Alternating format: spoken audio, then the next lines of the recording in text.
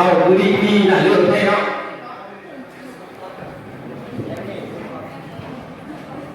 ฮัลโหลคุณไปมามึงไปใส่แล้วตั้งแต่กันเดียนน้ำกูเลยเพื่อนเอาเลยเอามึงไป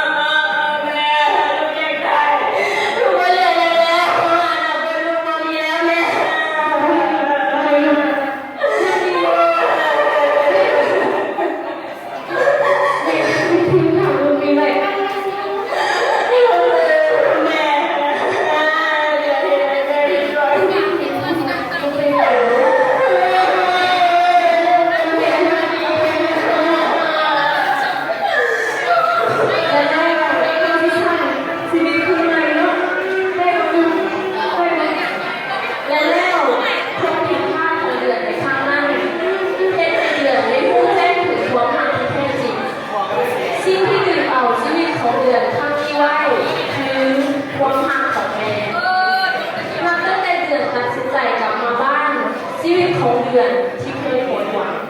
ตอนนี้ก็คือฟ้าหลังฝนชีวิตเดือนได้เริ่มต้นใหม่ยังมีความสุข